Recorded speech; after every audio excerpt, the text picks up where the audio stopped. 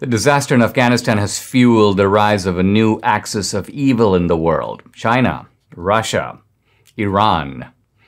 Who created it? I'll tell you. Also, the Taliban is kind of going woke. I'll explain. I'm going to review the life of a North Korean defector who found in America, surprise, a woke culture, more tyrannical than the one she fled. I'm also going to continue my discussion of the medieval philosopher Peter Abelard, focusing on his brilliant exposition of the Trinity. This is the Dinesh D'Souza podcast.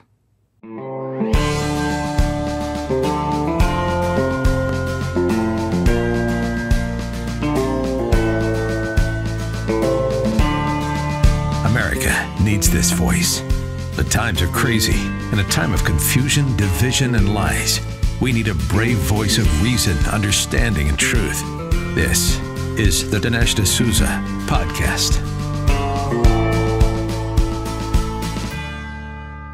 The Taliban has formed a new government, and they have invited 6 countries to share with them the joy of making a formal announcement about the structure of the new regime. And here are the 6 countries: China, Russia, Turkey, Iran, Pakistan, and Qatar.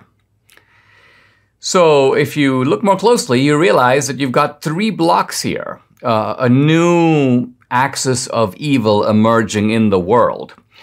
And you have China, that's 1, Russia is 2, and the other 3 countries are now the forces of radical Islam. We have Iran, we have Turkey, which has Islamicized and radicalized over the last couple of decades, and of course Pakistan.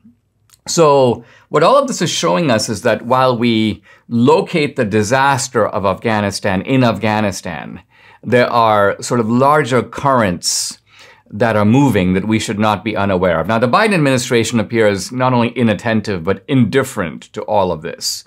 And they're focused on literally blocking private planes from getting out of Afghanistan. Why? In part because they're embarrassed that the private companies are able to do what apparently the U.S. government under Biden can't do. I think it's also the case that they're in some weird way fortifying the Taliban, perhaps preparing to figure out ways to give them money, give them international legitimacy, recognize the Taliban. Biden himself was a little bit non-committal when asked about this recently. Now, Jen Psaki and Ned Price, the State Department spokesman, have both denied that the State Department is blocking the egress, the departure of these private flights. But Fox News reports a private email that was sent to the organizers of one of these private rescue missions, a guy named Eric Montalvo. And the email makes it really clear the State Department is not going to give permission, and that these private rescue missions can't even go to third countries, because typically if you do, those third countries want to make sure that the U.S. State Department has given them clearance to land in those third countries, and the State Department says really clearly that we are not going to give that clearance. So they direct these private companies to go elsewhere, and yet they say, you need to find another destination country, and it can't be the U.S. This is a direct email from the State Department. And then it says that, but even if you go to a third country, we're not going to approve you landing there either. So this is what our government is up to. I mean, just horrific. And the media is not reporting this, by the way. They're trying to cover for the Biden administration, no surprise, so that the American people don't realize the callousness of the Biden administration toward our own citizens and our own allies. But let's turn for a moment to the larger picture here. And the larger picture is that when countries, powerful countries, have disasters, even disasters very far away, they have long-term and broad reverberations.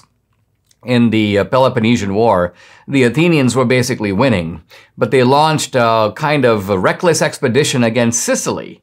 Not even part of the fight. The fight was between Athens and Sparta. And this essentially turned out to be a complete disaster and was pivotal to Athens losing the war in the end. The Roman Empire, although internally rotted by this time, began to do these expeditions among the Germanic peoples of the Middle and Northern Europe. They suffered defeats that were quite remote from the empire itself, very far from Rome. And you might have thought, well, it's not going to have much effect on the Roman Empire, but it did. It really signaled an overextension on the part of the Romans, and it was the beginning of the end for Rome. As America goes down, other countries come up. It's a global seesaw. But it's not a seesaw that goes back and forth, because very often once you go down, it's really hard to come back up again. Here's Taliban spokesman Zabihullah Mujahid. China is our most important partner and represents a fundamental and extraordinary opportunity for us. It's ready to invest and rebuild our country. China is our path to markets all over the world.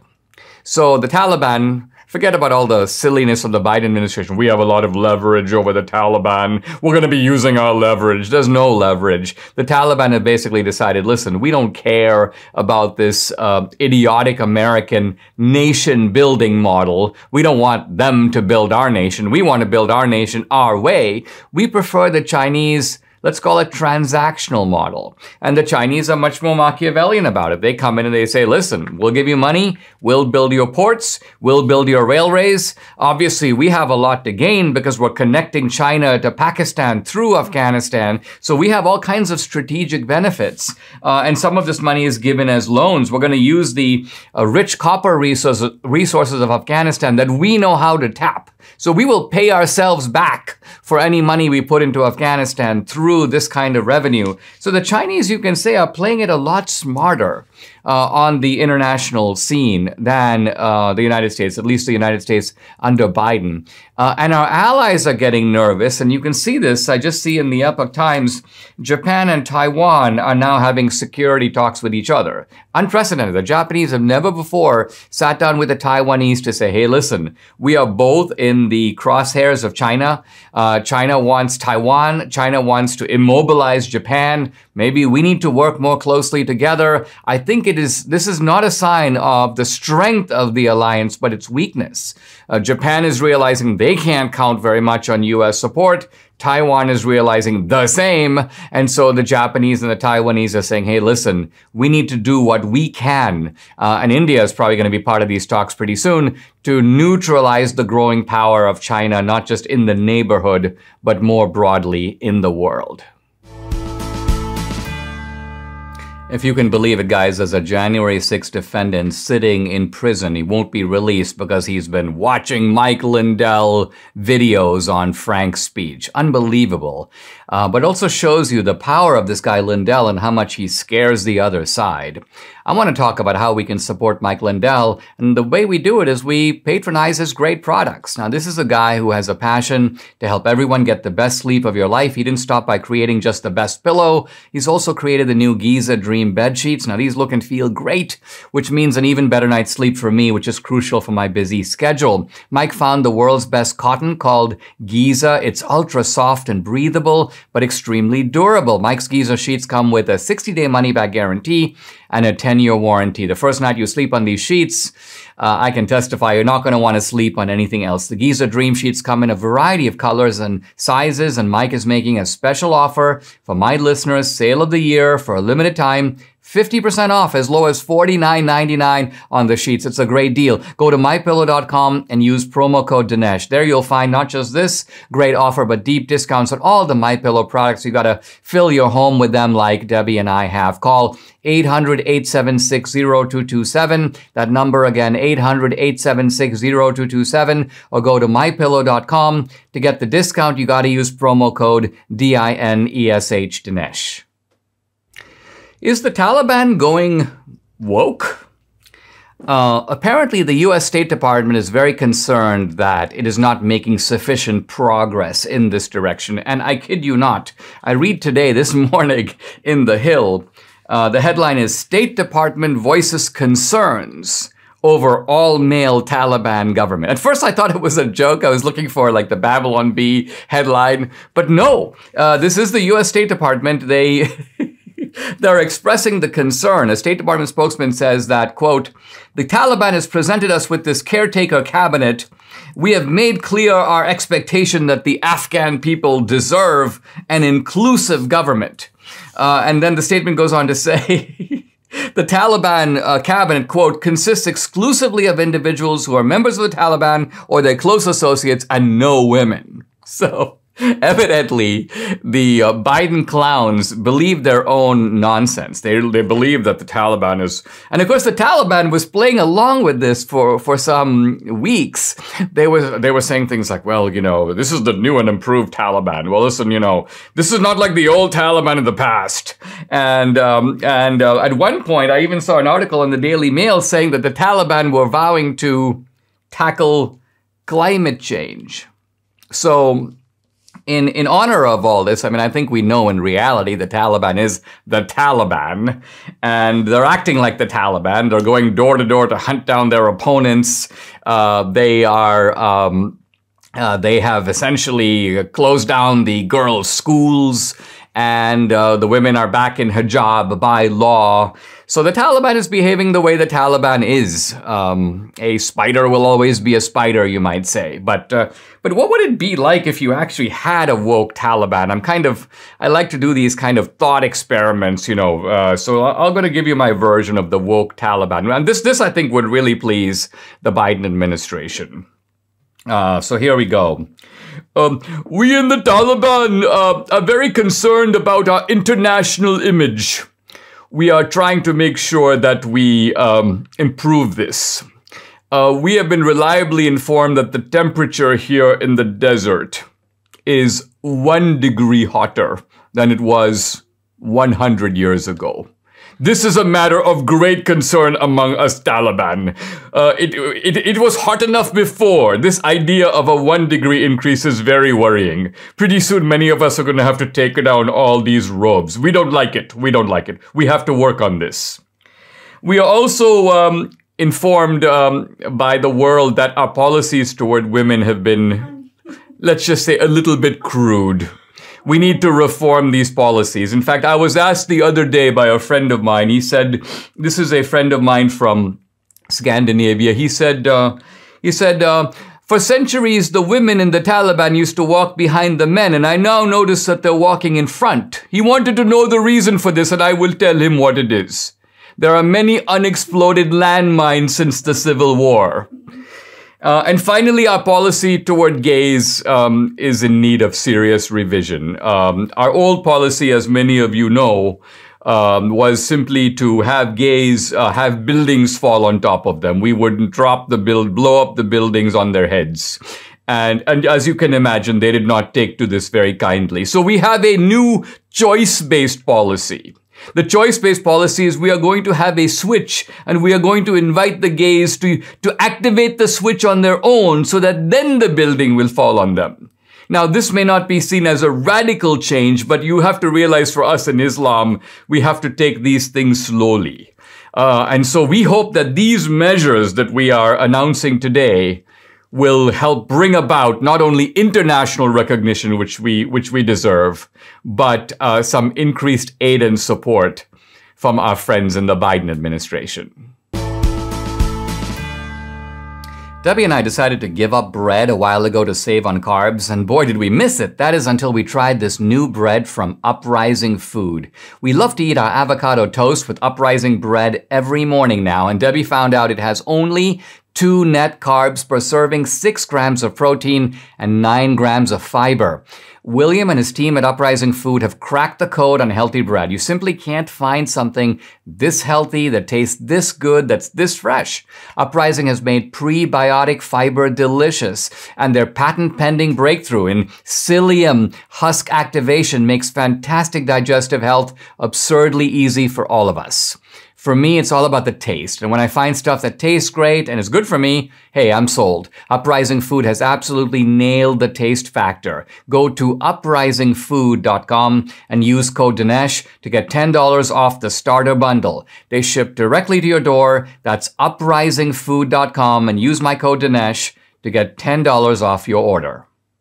Yomi Park is a young North Korean defector who escaped from North Korea to China, then escaped China to South Korea, and she now lives in the United States. I've been reading her book, which is called In Order to Live, A North Korean Girl's Journey to Freedom. And I've invited her to come on this podcast. So we'll have her on shortly to talk about her life experience. But I want to give a little preview of that because it's just so interesting. Life under tyranny, but also life under freedom. And then the discovery in America of a new form of tyranny that, in Yomi Park's words, is, quote, crazier than anything I saw in North Korea. Wow. Now, we don't often have a window into what life is like in a country like North Korea. We have a caricatured view. You've got this silly-looking fellow who's running North Korea. Trump called him Rocket Man. And we have this idea of a thoroughly regimented society. But what's it actually like to live in a society like that? And moreover, I've wondered, how does one man, however burly and of course Kim isn't all that big and strong, but nevertheless, how does one man keep a whole country of millions of people under his thumb? You would seem to need a massive network of gangsters to be subordinate to you, the head gangster, in order to do it. Yomi Park, of course, doesn't quite answer that question, but what she does do is she talks about the fact that in North Korea, basic concepts that we take for granted, let's say, for example, the concept of love. She says that there's no such thing as romantic love in North Korea. And the strange thing is she says that with the concept not existing and the word not existing, the thing itself doesn't exist either. And she says that the only love that is talked about in North Korea, and it's talked about incessantly, is love of the dictator himself. He is the sort of father of the nation in the most literal sense. And this is a nation of children who are supposed to be, you may say, devotionally attached to this political father. Extremely bizarre.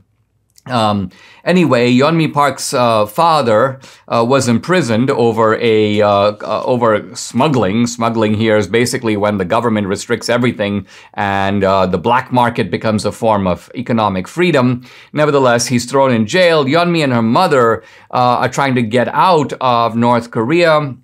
And it's a horrific story. I mean, they find themselves, they think that they're escaping, but they find themselves enmeshed in a human trafficking chain. They're both, in a sense, sold into slavery. At one point, she's rescued by a group that turns out to traffic her another way. So this was one group of traffickers rescuing her from another group of traffickers. Eventually, and unbelievably, she is able to get out. She crosses the Gobi Desert to Mongolia, and then she ends up in South Korea. Now, at this point, she invests in her education. She begins to read, and she really discovers the great ideas and literature of the West.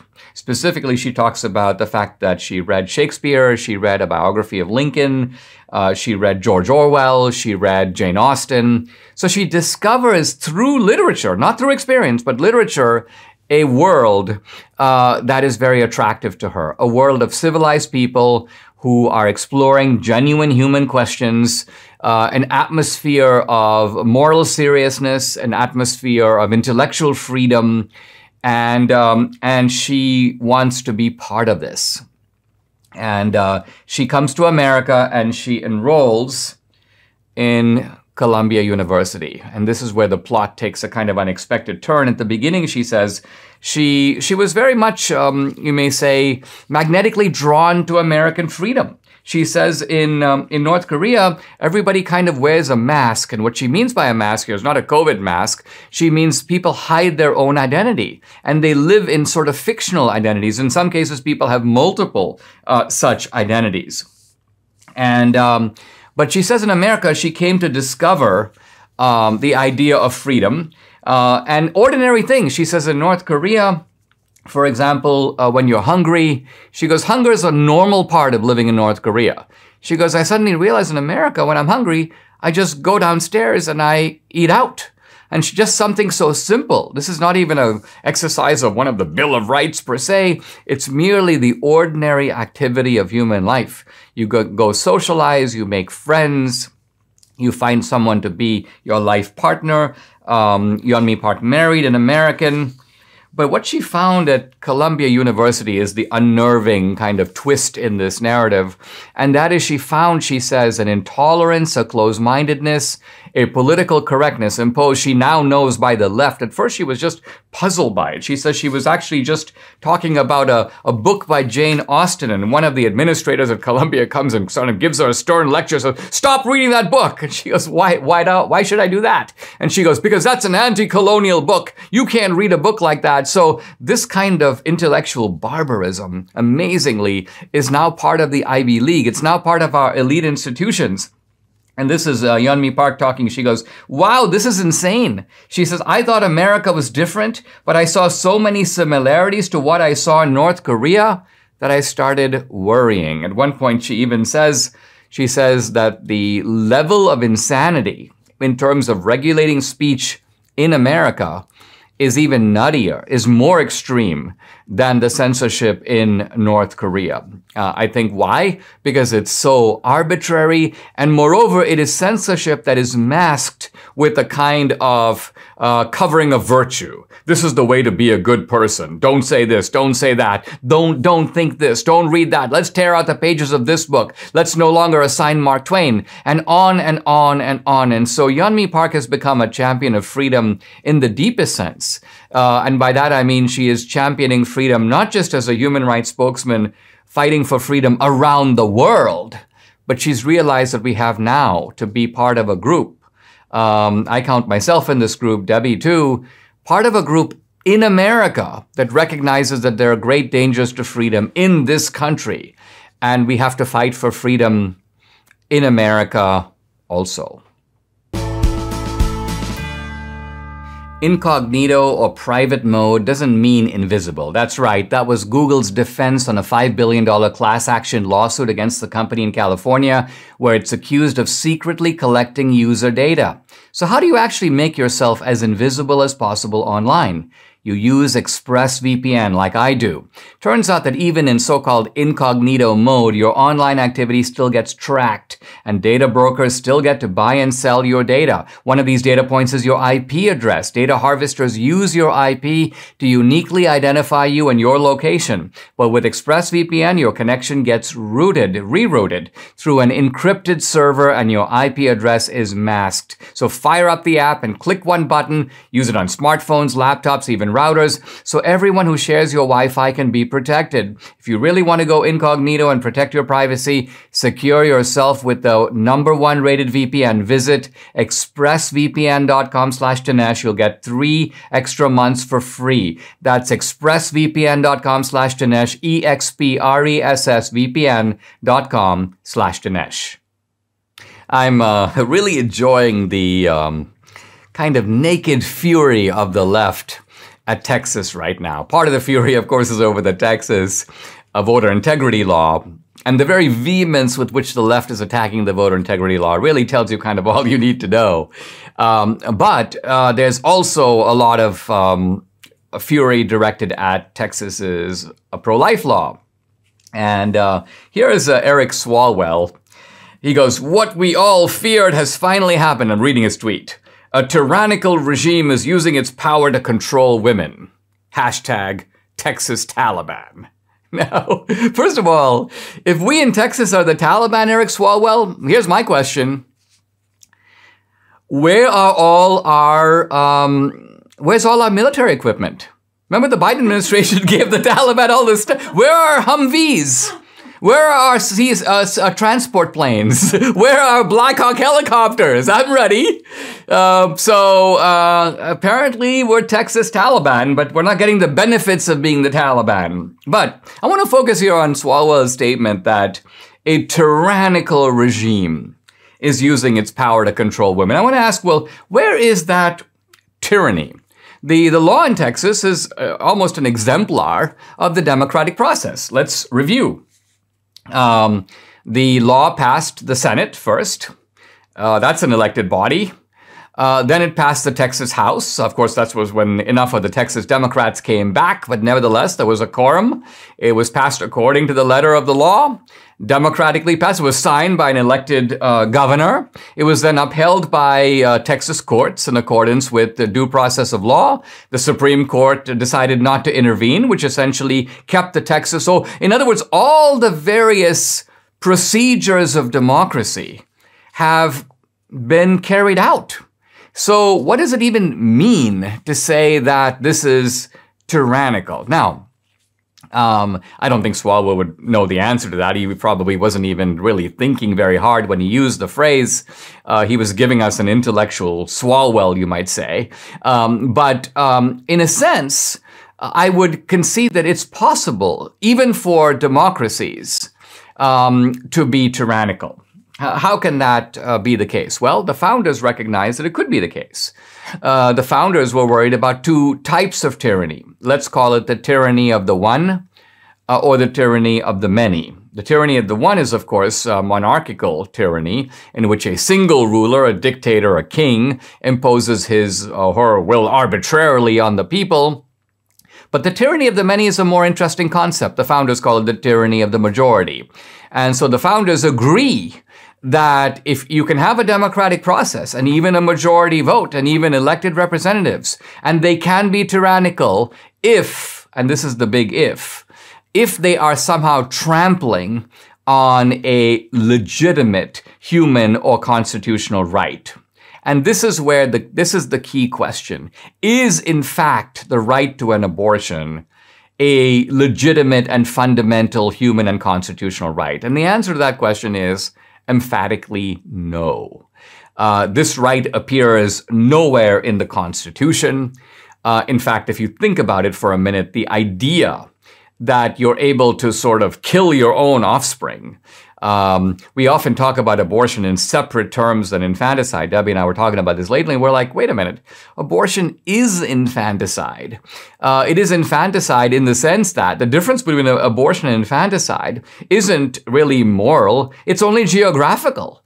In the case of abortion, the fetus, the unborn, is inside the womb, in some cases able, by the way, to survive outside, but nevertheless, it's geographically inside.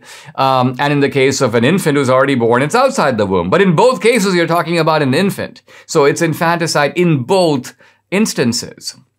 So how can it be tyrannical to pass a law that protects life and essentially prevents one person in our society from ending the life of another? I don't think Swalwell has any idea. He's being frivolous here. But even taking him seriously, there is no sense in which this Texas law is tyrannical. On the contrary, what it's actually giving people is liberty, is freedom, is the right to live their own life. When Debbie and I talked to Dr. Howard, the founder of Balance of Nature, he said to us that we were a long way from being healthy if we weren't eating enough fruits and veggies in our diet. He also insisted, try Balance of Nature just to see how it's going to make you feel. Well, not only do we feel great, like we're in our 20s, and hey, we have kids in their 20s, but we know that we are getting what we need. We take 10 daily servings of fruits and veggies, all in 6 small capsules. They're absolutely no trouble, swallowing always fresh, nothing artificial. They smell great. And Debbie also swears by the fiber and spice. She says she's never been more regular. Invest in your health, invest in your life. Join me and experience the Balance of Nature difference for yourself for years to come. For a limited time, all new preferred customers get an additional 35% discount and free shipping on your first Balance of Nature order. Use discount code AMERICA. Call 800-246-8751. That number again, 800-246-8751, or go to balanceofnature.com and use discount code AMERICA. Have you been following what's happening with COVID and lockdowns in Australia? Here's a little tidbit to show you the creepy world that the Australians have created. This is South Australia, which is one of the 6 states in Australia. It's now testing an app that is, I wish George Orwell could see this. People in South Australia download this app. It combines facial recognition with geolocation. So the government is able to tell who you are by looking at your face, and number two, where you are exactly. So the idea here is that the state, the government, will text you at random times. And after they text you, you have 15 minutes to take a picture of your own face in the location where you are supposed to be. In other words, there are all kinds of restrictions about where you have to be. You can't travel beyond a certain distance. You can't leave the state. You can't cross these border checkpoints. So you have 15 minutes to prove that you are within the kind of, call it, the permitted domain. And if you don't, the police will basically show up in person. Now, this is revolting enough, but here's the Premier of South Australia. His name is Stephen Marshall. He's proud of this. He goes, quote, "I think every South Australian should feel," well, I'm not doing the Australian accent, I realize. "I think every South Australian should feel pretty proud that we are the national pilot for the home-based quarantine app." I mean, this guy, "I think that every Australian should be pretty proud that we are the first people in Australia to establish gas chambers." I mean, what kind of absurdity is this? He's actually boasting about the degree to which he has ultimately turned his own state into a sort of new type of penal colony. And let's remember historically that this is what Australia was set up to be. I mean, the English decided, in England, and this was in the time of the British Empire, that, hey, things are going very well for us, but we've got some annoying Englishmen, and so let's throw them out of the country. Let's empty out some of our jails, and there's this piece of land called Australia. Let's dispatch them over there. It's a long way back to England. Probably neither they or their descendants will ever come back. But who knew that these Australians, and we all have this kind of Crocodile Dundee idea of the Australian, the guy who loves to be outdoors, the guy who is out in the wild, the guy who carries a big hunting knife, the guy who's sort of a kind of, you might also call it a down under version of John Wayne. But no, I don't know what's happened to Australia. They seem to have lost this kind of spirit of Australia, the Crocodile Dundee spirit. And what you have now are these timid, shrinking people. Now, this is not just going on in Australia. I should say in New Zealand, they apparently went into a lockdown based upon a single case of COVID. But in Australia, it's not quite that. But here we go. New South Wales, 8 people died of COVID, 2 men in their 90s, 2 people in their 80s, 3 people in their 70s, lockdown. And now what you have to do in New South Wales is you have to, they use a digital identification that is scanned whenever you go into a business, an office, a workplace. This is called checking in. You have to check in.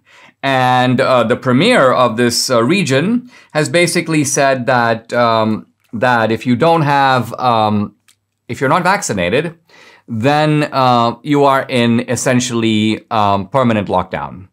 You are in lockdown until we tell you that you're not. So even the lifting of the lockdowns is only partial.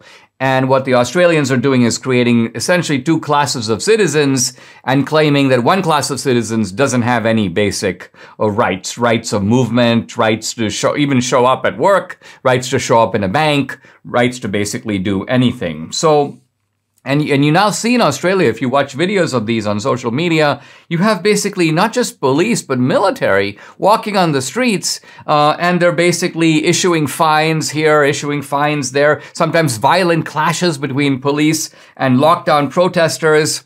And you got to realize that if all of this seems necessary, and Debbie as a germaphobe is like, I don't know. We got to fight the Delta variant. But let's remember, we tried this. The world tried this. We went into a virtual global lockdown in 2020. Remember that we just need to do this for 2 weeks. We're going to just get this virus. And then the global lockdown persists. And what happened? Well, we didn't get the virus. In fact, in many ways, these things made things worse. So leave aside the catastrophic effects of the lockdown, millions of job losses, businesses destroyed, surging drug overdoses, youth suicide and depression, all of this stuff. People can't go into the hospital because they can't get other treatments that they desperately need. Never mind that the World Bank says that this is going to plunge parts of the world into biblical style of poverty that they haven't had in decades. All of this is bad enough. So what Australia is doing is they're facing a pandemic and all the hardship and difficulty of dealing with that. And on top of it, they're now facing the trauma of living in a police state. So to me, this is taking a bad situation and making it a lot worse. And of course, you know that these Australian policies are being scrutinized by Democrats and by people in the Biden administration, thinking to themselves, we wonder how much we can get away with bringing that kind of stuff over here, because Democrats love the idea of imposing full control, of basically squashing out that spirit of independence and liberty that's part of our human nature, it seems, because they know that if they habituate us to conformity, to submission, to turning with supine dependence on the state for deliverance, this bodes very well for Democrats long term. In their recent budget proposal, the White House Budget Office forecast inflation for 2021 at 2.1%. In June, the actual inflation rate, 5.4%. The point, inflation is here. It's coming faster than our government is prepared for. And the solution is to stick their heads in the sand. Well, don't stick your head in the sand. Hedge your savings against inflation by diversifying into gold and silver with Birch Gold Group. If you haven't yet reached out to Birch Gold to diversify a part of your IRA or 401k into a precious metals IRA, do it today. I buy my gold from Birch Gold. They have an A+ rating with the Better Business Bureau, countless 5-star reviews, and thousands of happy customers. Talk to them. Have them help you safeguard your investments. Text Dinesh to 484848 to claim your free information kit and to speak with a precious metals expert on holding gold and silver in a tax-sheltered account. Again, text Dinesh to 4848 and protect your savings today. The medieval philosopher Peter Abelard, whom I've been talking about for a couple of days now, talking more about his life, and he lived a tempestuous and controversial life. But he was also a deep and brilliant thinker, and he is known for his rational expositions, both of the Christian doctrine of the Trinity and of the atonement. I'm going to talk about the Trinity today and about his views on the atonement starting tomorrow. Now, the Abelard recognized that the Trinity is it's a mystery. He doesn't deny that it's a mystery, and it's a mystery that's not easy to explain or to unravel. We should think of Abelard's exposition of the Trinity in the context of his broader view of what it is possible under reason to know. Now, Abelard got into trouble. In fact, he got into a battle with the Christian monastic, Bernard of Clairvaux, because Bernard of Clairvaux's view was that essentially the Christian doctrine should be taken on faith. End of story. And for Bernard, this idea that you could take particularly not just the existence of God, not just the immortality of the soul, but the Trinity, and try to kind of make rational sense out of it, this was just utterly not only crazy, but a little heretical. The idea that a human being could kind of get his head around the idea of the essence of God. But even though Bernard suspected Abelard of trying to take reason too far, I think that Abelard is in fact not guilty of this charge. And here's why. When you read Abelard's work, he's actually very clear that God is bigger than any human mind can grasp. Abelard, in fact, says, I'm now quoting him, God is too great to come under the jurisdiction of human discussion and human intelligence. So Abelard knows this. And Abelard says, in fact, that reason needs to be conscious of its own outer limits. Reason should not, people who think that they can use reason to grasp things that are essentially outside of reason are pseudo-intellectuals. Abelard calls them pseudo-dialecticians, using the kind of language of the day in which the intellectuals thought of themselves as dialecticians. And Abelard says that in trying to grasp God's nature, which is inherently outside our complete grasp, we have to use what he calls similitudes. Similitudes here meaning analogies. And the analogies are the best we can do. They're sort of comparisons. They're ways of us helping to see how something can be the case when it seems at first glance that it is utterly impossible. And Abelard applies this concept of similitudes to the Trinity. Now, the doctrine of the Trinity, I mentioned this before, is nowhere explicitly stated in the Bible, but it is nevertheless formally accepted by all the major Christian denominations, by the way, Catholic and Protestant alike. The idea, and I'm going to state the Trinity in its simplest form, there is one God who exists in three persons. Now, when you think about that, that's a pretty hard one to explain. And a lot of Christians don't explain it. In fact, a lot of pastors, they just say something like, well, that's how it is. God is one. God is also three. How God can be one and three at the same time, we're not going to even attempt to tell you. Take it on faith. And Abelard finds this insufficient. Abelard says basically we have to do our best to understand our faith. We may not understand our faith completely, but that's no excuse for not understanding it at all. If you have someone who's teaching the faith, teaching it to intelligent people, to young people who have questions, and they say basically, listen, accept this. Why? We don't know. We can't explain it to you, and therefore we don't expect you to understand it either. This is, for Abelard, the blind leading the blind. And of course, this is a kind of gift for atheists, because atheists go, look at these Christians, they're like preposterous. They believe things that they themselves admit make absolutely no sense, that they can't explain themselves, let alone teach others. So they're trying to convince us, even though they themselves don't know what they're talking about. So Abelard is very keen. He says, in effect, listen, our best intelligence may not get us all the way there, but that's no excuse for not using our best intelligence to do our best to explain even so elusive a doctrine as the doctrine of the Trinity. So when I come back, I'm going to go right to Abelard's defense or exposition of the Trinity, an explanation that I think is very ingenious and also quite convincing. As a homeowner, one of the worst things you can do is miss out on a lower interest rate, because a lower rate can mean hundreds, maybe up to $1,000 in monthly savings. It just takes a 10-minute call to American Financing, America's home for home loans. You'll work with a salary-based mortgage consultant, someone who will guide you through custom loans without any pressure, no upfront fees either. You know what else? When you refinance with American Financing, you don't have to start your term over. You can choose any term 10 years and over, because you shouldn't pay interest on years you don't need. So don't put a refinance off any longer. Pre-qualify for free by calling 888-528-1219. That number again, 888-528-1219, or visit AmericanFinancing.net. American Financing, NMLS 182334, NMLSConsumerAccess.org. The medieval Christian philosopher Peter Abelard believed that he could give, using what he called similitudes or analogies, an explanation that would help Christians to better understand the mysterious concept of the Trinity. So the Trinity is the idea that there is one God who exists in three persons. And Abelard realizes right away that if you're trying to give a clear picture of the Trinity, you have to avoid two dangers.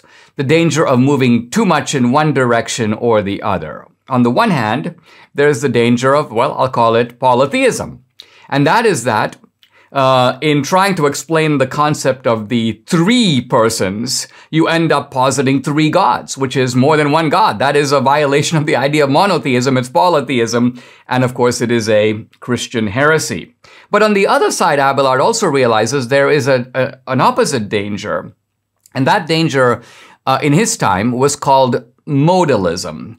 And modalism is simply the idea that you talk about one God, but you talk about one God as if he just has three different facets or modes. That's where the word modalism comes from. So think about it this way. You could say of me, Dinesh, that I am a husband, I am a father, and I am a filmmaker. Now that means those are my three modes, three sort of manifestations of who I am, but obviously I'm only one person. So there is a danger here. Abelard realizes that for God, if you say that God is one, but he just has three different manifestations or modes, then you're not doing justice to the fact that in Christian doctrine, there is one God, but there are also three distinct persons. You have to figure out a way, Abelard realizes, to account not just for the oneness of God, but also for the fact that you have three persons in God. So Abelard knows that he needs to put forward an idea, a way of understanding that includes the logic of sameness and the logic of differences. You have the same God, one God, who nevertheless subsists or exists in three different and distinct persons. Now, Abelard uses an analogy that I think brings this into very clear focus. He says, let's imagine a block of wax. And somebody comes along with let's say a signet ring or some kind of an impression, and they make an impression on the wax. And so what you have now is you have a waxen image. Abelard now asks a question, which is worth thinking about. He goes, when you come into the room and you see that on a table, how many things do you see? He goes, well, you see one thing. If you came into the room and you're making an inventory of things in the room, you wouldn't say, hey, I see one wax and I see one image. You'd just say, I see one waxen image. And so Abelard has accounted, if you will, now for the singular thing, the waxen image. That's the oneness of the thing. But now Abelard says, when you think about the wax and you think about the image, you realize that there are also two distinct things present there. There is the wax and there is the image. And how do you know that they're not the same? Because the things that you can say about the one are not true of the other. So let's say, for example, that the waxen image is made of wax, but the wax isn't made of wax. Let's say that you say that the wax has an image impressed on it, but you wouldn't say the waxen image has an image impressed on it. So Abelard realizes that because you can speak differently of the wax as compared to the image, or speak differently of the image as compared to the wax, you have two distinct things, even in the one thing. So here's where Abelard is getting at. He calls the fact of the oneness of things the essential sameness of the thing. It's essentially the same thing, the waxen image. He talks about the fact that you've got the wax and you've got the image as being differences in property. So the wax and the image have different properties. You can say things about the one that are not true about the other. And Abelard now applies this to God. And here's what he says. He says that God is one. God is one in the same way that the waxen image is one. But the three persons in God differ with regard to property. God is essentially the same, but the three persons in God differ with regard to property. And how do we know this? Because we can say things about the one person of the Trinity that you would not say about the other. What are those things? Well, says Abelard, let's look at the Son of God, the second person of the Trinity. The Son of God is begotten. But you wouldn't say that of the Father. The Father isn't begotten. Only the Son is begotten. So the Son in that sense has a different property than the Father. What about the Holy Spirit? Abelard said the Holy Spirit, now quoting, proceeds from the Father and the Son. So the Holy Spirit proceeds. And you would say that only of the Holy Spirit, not of the Son and not of the Father. So Abelard, by using this, very simple, everyday analogy that we can all understand, no big deal, but nevertheless is able to use this analogy to illuminate something that is a very big deal. And I want to sort of, I've been thinking in the Abelardian mode, and this is one of the great things about philosophy. It makes you think of your own way of thinking about these things. And I was talking to Debbie about this, and I said, well, here's my sort of Abelardism. And that is this, in trying to explain the logic of sameness and the logic of difference. Think, for example, about the chemical that we call H2O. Two molecules, two atoms of hydrogen and one atom of oxygen, and what do you have? Well, in the solid form, you have ice. In the liquid form, you have water. In the gaseous form, you have vapor, water vapor. Now think about it. When all those three things, ice and water and vapor, are essentially the same, they are H2O. Their chemical composition is identical. And yet they differ. They differ how? They differ in the exact Abelardian sense. They differ according to property. They have different properties. One subsists in the air. The other one is frozen. In fact, you can take ice and drop it into a bucket of water and the ice will float. So the ice, in other words, doesn't immediately become water. It is lighter than water. And so you have essential sameness and at the same time differences of property. And what Abelard is doing here is he is taking reason as far as he thinks it can go in order to help the human mind grasp the mystery of the Trinity. Okay, guys, we're going to do our mailbox today. And by the way, if you want to send in questions, audio or video preferred, send them to questiondinesh@gmail.com. Let's go to today's question. Listen. I'm watching your podcast, which includes Robert O'Neill. If who he killed was truly bin Laden, then why did they bury the body at sea? To me, they were hiding something. Well, I mean, number one, if bin Laden is alive, well, if I were bin Laden and I were alive, I'd have a press conference. I'd be like, hey, here I am, bin Laden. They didn't get me. They got a dummy. They got a surrogate. That wasn't me. I don't have any doubt that bin Laden is dead. I also don't have any doubt that Robert O'Neill is telling the truth, that he was not only on the team, but he was the one who shot bin Laden. The Marines have pretty much admitted that. They said, well, we did this as a team, but they acknowledged that this was the guy who actually pulled the trigger. And I think the reason for disposing of the body in this manner is quite simply this, that if the United States had brought bin Laden's body back here, let's say, he would have to be given some sort of a Muslim burial. And I know there were right-wingers who were saying, oh, we should desecrate the body and do this and that, wrap it in bacon fat and so on. But in reality, that would not have happened. And what would happen is we would have created, in effect, in America, a bin Laden shrine.